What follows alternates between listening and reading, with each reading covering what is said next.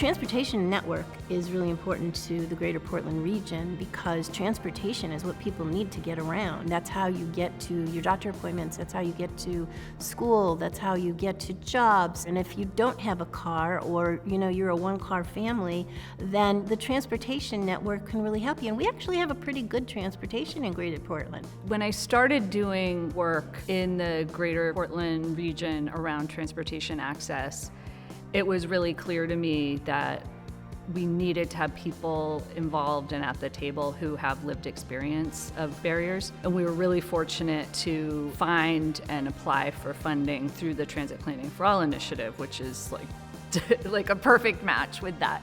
The Community Transportation Leaders Program was a part of a larger effort by GPCOG and PACS to advance the inclusion of underrepresented communities in transportation planning and decision making.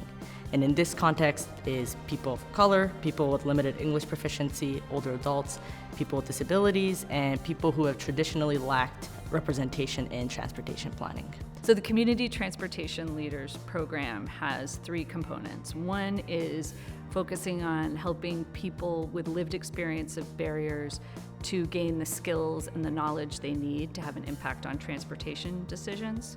Second piece is to knit them together with a cohort of peers. The third piece is really about creating a gateway into decision making so that people can speak directly to decision makers. I am an immigrant from Republic Democratic du Congo, and I am a person with disability. I started to advocate about public transportation because I have a transportation barrier. Going out, it was a challenge because I'm not driving. I was dependent on the people for grocery, for English school, doctor appointment, for everything. Decision used to be made from the top down, and most of the time people who make those decisions don't use public transportation. So having these people come on the table, they help us improve transportation in a way that will make this system better for them, because if it is accessible for the most vulnerable, then it will work for everyone. That CTR program, this is the place where anyone can explain the struggle we had, and then the decision maker gonna know exactly where to put the money, where to serve people, and how we can help them. I learned how to go online, do different research. I learned how to ask a question.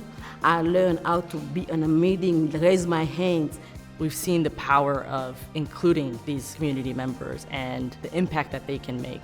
We had our first cohort that started in 2019. Now we are with our second cohort. From the get-go, decision makers are reaching out to us saying, we want to get community transportation leaders involved. Our committee from the first cohort, I was very surprised how good they were. They had the same complaints, like reading the schedule and being able to understand the bus drivers. We had Guy Mapoy start the Bus Ambassadors program.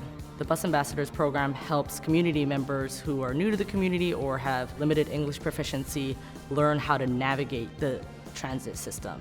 The goal with Bus Ambassador, we want those persons to live freely, to do everything by their own. They can go to their doctor appointment, they can go to school. Underrepresented communities, they have experience, they have knowledge. This is something that we need as planners. I think we've accomplished a lot since the beginning. They're more open than they were, because they want to hear from us. We are the part of the community. I want to encourage everybody to include everybody, because our voice are also important like anybody.